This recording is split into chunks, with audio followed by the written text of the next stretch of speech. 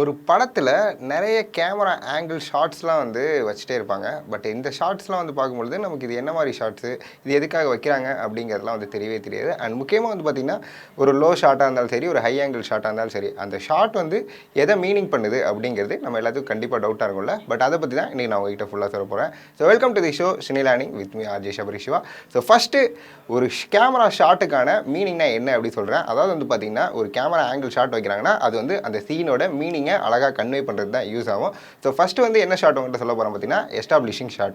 So establishing shot வந்து எப்படி இருக்குன்னு பார்த்தீங்கன்னா, இது டைப்பிக்கலி வந்து வைடு ஷாட்டாக இருக்கும். இந்த வைட் ஷாட் வந்து எப்படி இருக்குன்னா, மொத்த ஊரையுமே ஒத்த அந்த இடத்துல இருக்க ஊர் இல்லை ஒரு வேல்டு வந்து புதுசாக காட்டுறாங்கன்னா அந்த வேல்டை ஃபுல்லாக வந்து காட்டுறது தான் வந்து இந்த டைப் ஷாட்டை காட்டும். இது மோஸ்ட்லி வந்து எதுக்காக யூஸ் ஆகும்னு பார்த்தீங்கன்னா, டைமு, பிளேஸு, அந்த சிக்னேச்சரு, லேண்ட்மார்க்கு இந்த மாதிரி விஷயங்கள்லாம் வந்து ஆடியன்ஸ்க்கு ஈஸியாக கன்வே ஆகிறதுக்கு யூஸ்ஃபுல்லாக இருக்குன்னு சொல்லுவேன். ஸோ ஃபஸ்ட்டு இதுக்கு எக்ஸாம்பிள் என்ன மூவி சொல்லலாம்னு பார்த்தீங்கன்னா, ஒகாண்டா ஃபாரெவர் அப்படிங்கிற இந்த மூவி தான் சொல்லலாம். ஏன்னா ஒகாண்டா ஃபாரெவருங்கிறது வந்து அந்த பிளாக்ஸ் வாழ்கிற ஒரு இடம். இந்த இடத்த வந்து நமக்கு ஃபஸ்ட்டு எஸ்டாப்ளிஷிங் ஷாட்டில் தான் வந்து காட்டுவாங்க. அந்த இடத்துல இருக்க மக்கள் எப்படி இருக்காங்க, அந்த இடத்துல இருக்கவங்களாம் எப்படி இருக்காங்க அப்படிங்கிறது வந்து இந்த அழகான ஒரு ஷாட்டில் காட்டியிருப்பாங்கன்னு சொல்லுவேன்.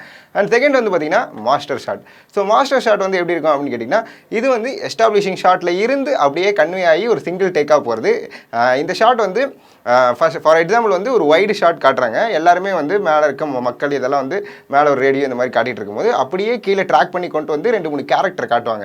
இந்த கேரக்டரோட மீனிங் வந்து பார்த்திங்கன்னா இந்த மாஸ்டர் ஷாட் மூலியமாக வந்து கன்வே ஆகும். இந்த கேரக்டர் என்ன ரிலேஷன்ஷிப்பு, இந்த கேரக்டருக்கு என்னென்ன பர்ஃபார்ம் பண்ண போகிறாங்க, அண்ட் இந்த கேரக்டர் யார் அப்படிங்கிறதுலாம் ஆடியன்ஸுக்கு புரிய வரதுக்கு ஒரு சிங்கிள் டேக்காக மாஸ்டர் ஷாட்டாக நிறைய படத்தில் யூஸ் பண்ணியிருப்பாங்க.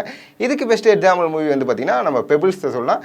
பெபிள்ஸ் வந்து பார்த்திங்கன்னா நம்ம தமிழ் சினிமாவில் எடுக்கப்பட்ட மூவி தான். இந்த கூழாங்கல் அப்படிங்கிற இந்த படம் வந்து பார்த்திங்கன்னா அதில் ஒரு மாஸ்டர் ஷாட்டில் தான் படமே ஆரம்பிக்கும். ட்ரூ அவுட் ட்ராக் பண்ணி ஹீரோவோட பேக்லேருந்து அப்படியே கொண்டு போயிட்டே இருப்பாங்க. அங்கே போய் பார்த்தா அந்த ஸ்கூலில் அந்த பையன் இருக்கிறது காட்டுவாங்க. அந்த ரிலேஷன்ஷிப் புரியும், அப்பா பையன் அப்படிங்கிறத இந்த மாஸ்டர் ஷாட் மூலியமாக ஒரு 8-10 நிமிஷம் இருக்கும் அந்த ஷாட்டு. அது அழகாக வந்து அந்த படத்தில் பண்ணியிருப்பாங்க. அடுத்து வந்து பார்த்திங்கன்னா ஒயிட் ஷாட்டு. இந்த ஒயிட் ஷாட் வந்து எதுக்காக யூஸ் பண்ணுவாங்க அப்படின்னு கேட்டிங்கன்னா, இது வந்து பார்த்திங்கன்னா இது சரௌண்டிங்ஸில் இருக்க பிளேஸை வந்து மென்ஷன் பண்ணுறதுக்கு. அதே மாதிரி வந்து பார்த்திங்கன்னா என்டையர் ஆப்ஜெக்ட், ஒரு ஹியூமன் இருக்கா, அந்த ஹியூமனுக்கும் இந்த ஆப்ஜெக்ட்டுக்கும் இருக்க ரிலேஷன்ஷிப்பை வந்து கன்வே பண்ணுறதா வந்து பார்த்திங்கன்னா ஒயிட் ஷாட்டு. ஒயிட் ஷாட்டில் வந்து எப்போதுமே ஒரு பர்சன் இருக்கானா அந்த பர்சன் மட்டும் இல்லாமல் அவனை சுற்றி நிற்கிற திங்ஸு, அதே மாதிரி வந்து பார்த்திங்கன்னா அவன் சுற்றி இருக்க சரௌண்டிங் நேச்சர்ஸு இதெல்லாம் கன்வே பண்ணுறது தான் வந்து பார்த்திங்கன்னா ஒயிட் ஷாட்டு. ஒயிட் ஷாட்டுக்கு பெஸ்ட் எக்ஸாம்பிள் மூவி வந்து பார்த்திங்கன்னா 96 படத்தையும் சொல்லலாம். அதே மாதிரி மயக்கமண்ண படத்தையும் சொல்லலாம். 96 வந்து பார்த்திங்கன்னா அந்த பாட்டு வரும் பார்த்திங்களா, நம்மளோட வாடா என் வாழ்க்கை வாழவே அப்படிங்கிற நம்மளோட விஜய் சேதுபதி பாட்டு. அதில் மேக்ஸிமம் வந்து பார்த்திங்கன்னா ஒயிட் ஷாட் யூஸ் பண்ணியிருப்பாங்க. எதுக்காக அப்படின்னு பார்த்திங்கன்னா அவரும் அந்த இயற்கையை வந்து எவ்வளோ ஒன்றி இருக்காங்க அப்படின்னு காட்டுறதுக்காக அந்த ஒயிட் ஷாட் யூஸ் பண்ணியிருப்பாங்க.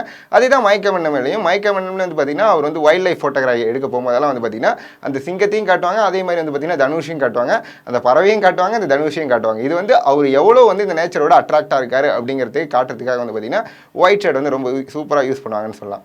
அடுத்து வந்து பார்த்திங்கன்னா ஃபுல் ஷாட்டு. ஃபுல் ஷாட் அப்படிங்கிறது வந்து பார்த்திங்கன்னா ஒரு பர்சன் இருக்கான், அந்த பர்சனோட ஃபுல் பாடியை கவர் பண்ணி காட்டுறதுக்கு பேர் தான் ஃபுல் ஷாட்டு. ஃபுல் ஷாட் வந்து அதாவது தலையிலேருந்து கால் வரைக்கும் ஃபுல்லாக பாடி ஃபுல்லாக காட்டுறதுக்கு பேர் ஃபுல் ஷாட்டு. இது எப்போயுமே வந்து பார்த்திங்கன்னா ஒரு ஸ்டேட்மெண்ட் வந்து அழகாக வந்து ஆடியன்ஸுக்கு கன்வே பண்ணுறதுக்கு சூப்பராக யூஸ்ஃபுல்லாக இருக்குன்னு சொல்லுவாங்க.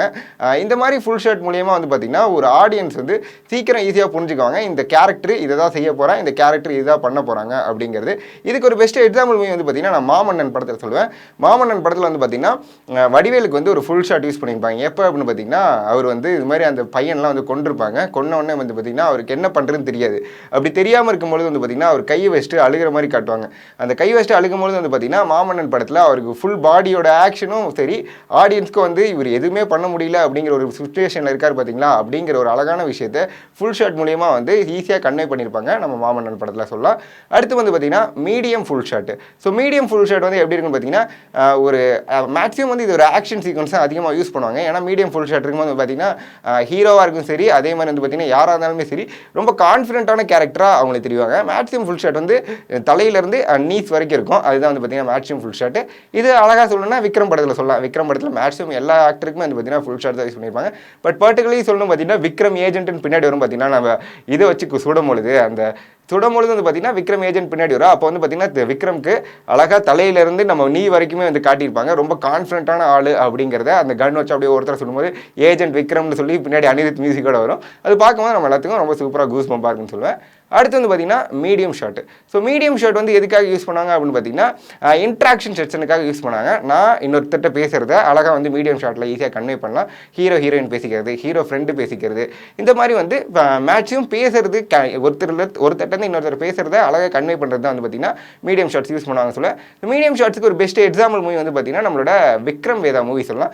விக்ரம் வேதாவில் வந்து பார்த்தீங்கன்னா அந்த டிஸ்கஷன் சீன் வரும் பார்த்தீங்களா, நம்மளோட விக்ரமுக்கும் வேதாக்கும், அதாவது விஜய் சேதுபதிக்கும் மாதவனுக்கும், அந்த டிஸ்கஷன் ஃபுல்லாக பார்த்தீங்கன்னா மீடியம் ஷாட் தான் யூஸ் பண்ணியிருப்பாங்க. அதாவது தலையிலேருந்து வயிறு வரைக்கும் இருக்கும். அவங்களோட 2 பேர் டிஸ்கஷன் வந்து காட்டுவாங்க. அது ரொம்ப அழகாக வந்து நம்ம கன்வே ஆகும். 2 பேரும் டிஸ்கஸ் பண்ணுறாங்க அப்படிங்கிறதுக்கு இந்த ஷாட் வந்து ரொம்ப சூப்பராக யூஸ்ஃபுல்லாகவும் சொல்லுவேன். அடுத்து வந்து பார்த்தீங்கன்னா medium close up shot. Medium close up shot எதுக்காக யூஸ் பண்ணுவாங்க அப்படின்னு பார்த்தீங்கன்னா ஒரு ஆக்டர் இருக்காங்க, அந்த ஆக்டரோட எக்ஸ்பிரஷனை கன்வே பண்ணும். அதே மாதிரி வந்து பார்த்தீங்கன்னா ஆடியன்ஸுக்கு சூப்பராக புரியணும் அப்படிங்கிறதுக்கு வந்து பார்த்தீங்கன்னா மீடியம் க்ளோஸ்அப் ஷாட் யூஸ் பண்ணுவாங்க. இது வந்து டைலாக் மேக்ஸிமம் வந்து ஆக்டர் டைலாக் பேசும்போதும் அதே மாதிரி அவங்களோட பர்ஃபார்மன்ஸ் ஓரியன்டாக இருக்கும்போது வந்து பார்த்தீங்கன்னா வந்து யூஸ் பண்ணுவாங்க. இது வந்து மேக்ஸிமம் வந்து பார்த்தீங்கன்னா ஆடியன்ஸுக்கு இருக்க டிஸ்ட்ராக்ஷன்லாம் அப்படியே ஒதுக்கிட்டு ஃபுல்லாக வந்து ஆடியன்ஸ் அந்த ஒருத்தர் மேலே கன்வே ஒரு கான்சென்ட்ரேஷன் இருக்கிறதுக்கு வந்து யூஸ்ஃபுல்னு சொல்லுவேன். ஸோ இதுக்கு ஒரு பெஸ்ட் எக்ஸாம்பிள் மூவி வந்து பார்த்தீங்கன்னா நம்மளோட அவெஞ்சர்ஸ் எண்ட் கேமில் வரும் தேனோஸ் ஷாட்டு. ஸோ தேனோஸ் ஷாட்டில் வந்து பார்த்தீங்கன்னா எல்லாருக்குமே வரையும் இப்போ வந்து அடுத்து தேனோஸ் கையில் அந்த இது வந்துடுச்சு, இந்த ஒரு மாதிரி இருக்கும், அந்த இது வந்துடும், அந்த சொடக்கு போடுவார். அப்படி போடும்போது வந்து பார்த்தீங்கன்னா நம்ம எல்லாரும் நினைப்போம் முடிஞ்சிட்டா இதோட படமே அப்படின்னு நினச்சா திடீர்னு போடும்போது ஒர்க் ஆகாது. ஒர்க் ஆகும்போது பார்த்தீங்கன்னா ஆடியன்ஸுக்கு சூப்பராக கன்வே ஆகும். அவருடைய ஆக்ஷனும் சரி, இன்னும் அப்படியே சக்குன்னு ஒரு இது மாதிரி பார்ப்பாரு, பார்த்துட்டு இன்னும் ஒர்க் ஆகல அப்படின்னு. அப்போ வந்து பார்த்தீங்கன்னா ஆடியன்ஸ்க்கும் சரி, அதே மாதிரி அவரோட பர்ஃபார்மன்ஸும் சரி ரொம்ப சூப்பராக கன்வே ஆகும். ஆடியன்ஸ் வந்து பார்த்தீங்கன்னா டக்குன்னு ஒரு செகண்ட் சிரிக்கிற மாதிரி ரிலாக்ஸேஷன் வரும். இதுக்கு வந்து பார்த்தீங்கன்னா மீடியம் ஷாட் யூஸ் பண்ணுவாங்க. அடுத்து வந்து பார்த்தீங்கன்னா extreme close up shot. So extreme close up shot வந்து பார்த்தீங்கன்னா மேக்ஸிமம் கண்ணு, காது, வாய், மூக்கு இந்த மாதிரி தனித்தனி பார்ட்ஸாக காட்டுறது தான் வந்து பார்த்தீங்கன்னா எக்ஸ்ட்ரீம் க்ளோஸ்அப் ஷாட்டு. இது மேக்ஸிமம் வந்து நம்ம எல்லா படத்துலையுமே பார்த்துருப்போம். கண்ணுக்கு க்ளோஸ்அப் வச்சு க்ளோஸ்அப் வைக்கணுன்னே நம்ம எல்லாத்துக்கும் தெரியும் விக்ரம் படம் தான். விக்ரம் வந்து பார்த்தீங்கன்னா ஃபஸ்ட்டு நம்ம கண் அப்படி கண்ணை திறந்து காட்டுற மாதிரி தான் அந்த சீன் வரும். இதுதான் வந்து பார்த்தீங்கன்னா மேக்ஸிமம் வந்து எவ்வளோ ஸ்ட்ராங்கான பர்சன் ஐ மூலியமாக வந்து கன்வே பண்ணுறது எமோஷனு. இன்னொன்று சொல்லணும்னு பார்த்தீங்கன்னா நம்ம மிஷ்கினோட படத்துலலாம் சொல்லுவோம். மிஷ்கின் வந்து லெக்குக்கு க்ளோஸ்அப் வைப்பார் எப்பவுமே. லெக்குக்கு எக்ஸ்ட்ரீம் க்ளோஸ்அப் வச்சு அவன் நடக்கிறத காட்டுவாங்க. அந்த கால் மூலியமாக எவ்வளோ அழகாக பர்ஃபார்மன்ஸ் பண்ணுறாங்க அப்படிங்கிறதெல்லாம் வந்து பார்த்தீங்கன்னா இந்த மாதிரி எக்ஸ்ட்ரீம் க்ளோஸ்அப் ஷாட்டில் அழகாக காட்டுவாங்க சொல்லுவாங்க. ஸோ இதுதான் வந்து இன்னைக்கு நான் உங்ககிட்ட சொல்ல வேண்டிய விஷயங்கள். இந்த மொத்தமாக வந்து 8 ஷார்ட் லிஸ்ட் வந்து உங்ககிட்ட சொல்லியிருக்கேன். பேலன்ஸ் இருக்க ஷார்ட் லிஸ்ட்டுமே வந்து பார்த்தீங்கன்னா ஒரு பார்ட் வீடியோவாக கன்வே பண்ணி அப்படியே ஒவ்வொன்றா சொல்லிடுறேன்னு சொல்கிறேன். அண்ட் இதே மாதிரி உங்களை அடுத்த வீடியோவில் கண்டிப்பாக சந்திக்கிறேன். until then bye from நான் உங்கள் RJ Shabri Shiva. Bye.